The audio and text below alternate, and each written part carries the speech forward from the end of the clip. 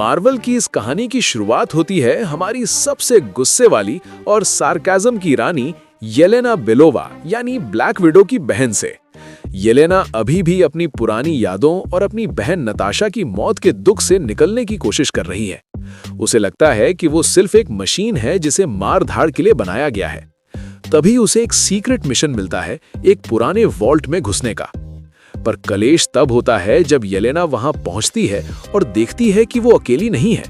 वहां पहले से ही 3 और लोग मौजूद हैं। जॉन वॉकर यानी यूएस एजेंट, जो अभी भी कैप्टन अमेरिका बनने के सपने देखता है पर गुस्सा उसके नाक पर रहता है।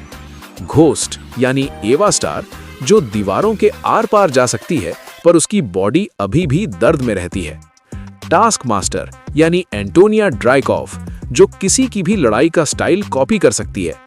इन चारों को लगता है कि वो एक दूसरे के दुश्मन हैं और वहां एक विशाल फ्री फॉर ऑल यानी सबकी सबसे लड़ाई शुरू हो जाती है। पर जल्दी ही उन्हें एहसास होता है कि उन्हें किसी ने फंसाया है।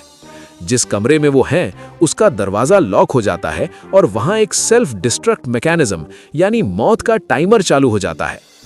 तभी वहां एक कोने में उन्हें एक बहुत ही अजीब और डरा हुआ लड़का मिलता है जिसका नाम है बॉब यानी सेंट्री। बॉब देखने में तो ऐसा लगता है जैसे वो रास्ता भटक गया हो, पर उसके पास एक ऐसी शक्ति है जो पूरे ब्रह्मांड को हिला सकती है। इन सब को वहां से निकालने में मदद करता है हमारा पुराना दोस्त बकी बार्न्स यानी विंटर सोल्जर। बकी अब एक पॉलिटिशियन बन चुका है और सूट बूट पहनता है, पर जब बात दुश्मनों की धुलाई की आती है तो उसका लोहे का हाथ अब भी वही पुराना वाइब्रेनियम वाला झटका देता है। बकी उन्हें बताता है कि उन्हें इकट्ठा करने वाली और कोई नहीं बल्कि वैलेंटीना एलेग्रा डे फॉन्टेन यानी सस्ती निक फ्यूरी है। वैलेंटीना दरअसल CIA की डायरेक्टर है और वो बहुत ही चालाक और खतरनाक औरत है।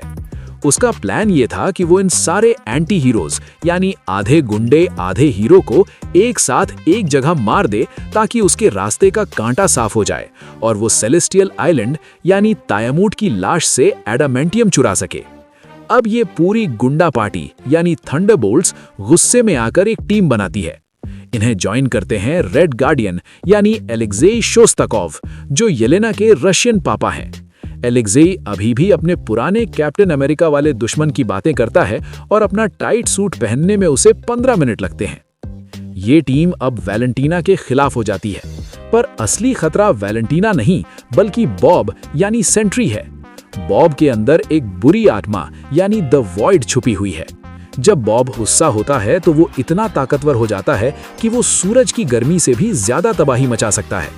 वैलेंटीना ने बॉब पर एक्सपेरिमेंट किए थे ताकि वो उसे अपना पालतू शेर बना सके, पर बॉब अब कंट्रोल से बाहर हो चुका है। फाइनल बैटल होती है वैलेंटीना की सीक्रेट बेस पर, जो समुद्र के बीचों बीच है। येलेना और बकी मिलकर टीम को लीड करते हैं। जॉन वॉकर और रेड गार्डियन मिलकर बॉब को रोकने की कोशिश करते हैं, पर बॉब उन्हें ऐसे फेंकता है जैसे वो खिलौने हों। घोस्ट और टास्क मास्टर अपने हुनर का इस्तेमाल करके वैलेंटीना के गार्ड्स को धूल चढ़ाते हैं। लड़ाई के बीच येलेना को एहसास होता है कि बॉब को मारकर नहीं बल्कि उसे प्यार और दोस्ती से समझाकर ही रोका जा सकता है। बॉब को अपनी ह्यूमैनिटी यानी इंसानियत याद आती है और वो वॉइड को वापस अपने अंदर दबा लेता है। वैलेंटीना की सारी साजिश दुनिया के सामने आ जाती है और बकी उसे अरेस्ट कर लेता है। एंड में ये थंडरबोल्ट्स अब एक ऑफिशियल टीम बन जाती हैं जो वो काम करती हैं जो एवेंजर्स नहीं कर सकते।